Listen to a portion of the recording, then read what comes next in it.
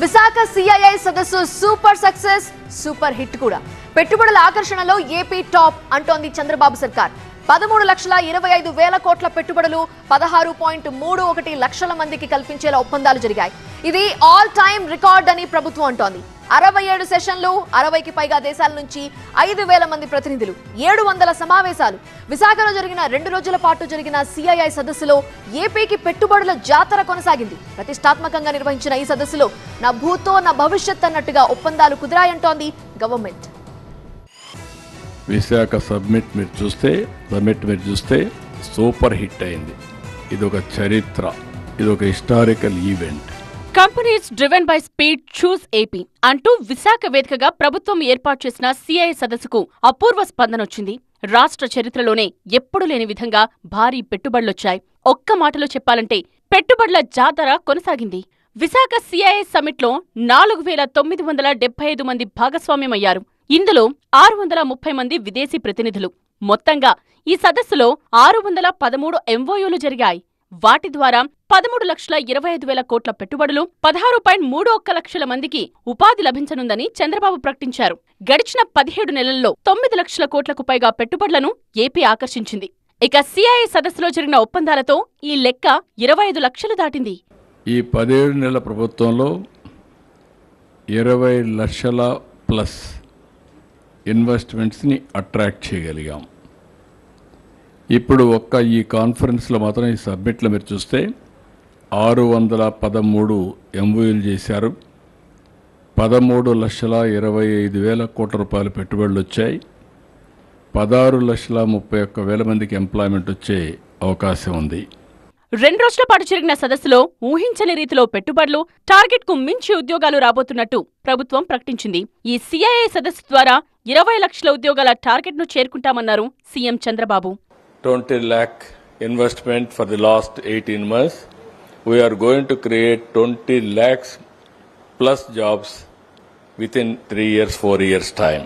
ఇవాళ ఒక్కరోజే 4 లక్షల కోట్ల పెట్టుబడులకు ఒప్పందాలు జరిగాయి. కేవలం చంద్రబాబు సమక్షంలోనే 48 ఒప్పందాలు జరిగాయి. 48,430 కోట్ల పెట్టుబడుల ద్వారా 94,155 మందికి ఉద్యోగ అవకాశాల కల్పనకు పలు సంస్థలతో ఎంఓయూ జరిగింది.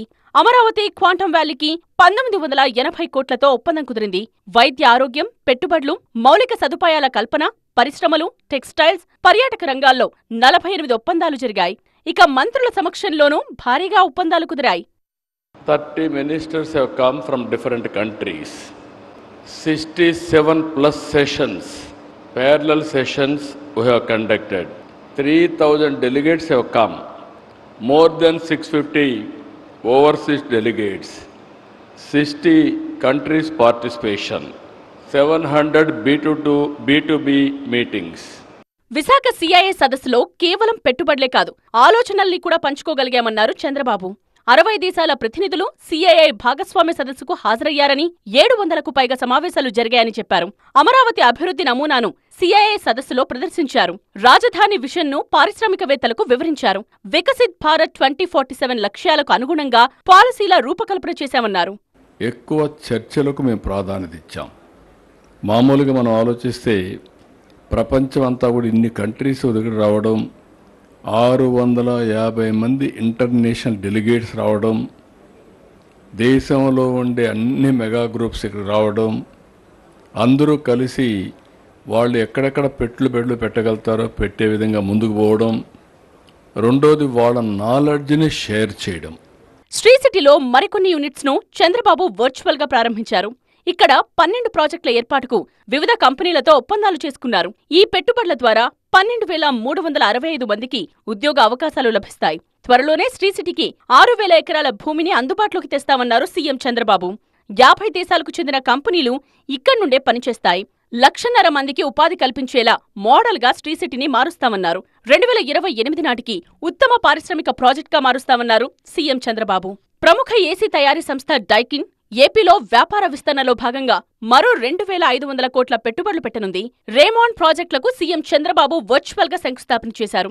1,200 కోట్లతో రాష్ట్రంలో 3 ప్రాజెక్టులను రేమాండ్ గ్రూప్ ఏర్పాటు చేయనుంది. 2027 నాటికి ఈ 3 ప్రాజెక్టులు ప్రారంభిస్తామని రేమాండ్ హామీ ఇచ్చింది. Even execution they promised me By 27, they are going to complete all 3 projects. I am very happy. Your time is only 2 years. Now zero date started. I am confident with your reputation, you are going to complete it. ఇక పర్యాటక రంగంలోనూ భారీగా పెట్టుబడులొచ్చాయి. 17,800 కోట్ల భారీ పర్యాటక పెట్టుబడులకు మంత్రి కందుల దుర్గేష్ సమక్షంలో 104 ఒప్పందాలు జరిగాయి. ఇందులో 1860 కోట్ల విదేశీ పెట్టుబడులు కూడా ఉన్నాయి. వీటి ద్వారా 88,876 మందికి పర్యాటక, ఆతిథ్య రంగాల్లో ఉపాధి లభించనుంది.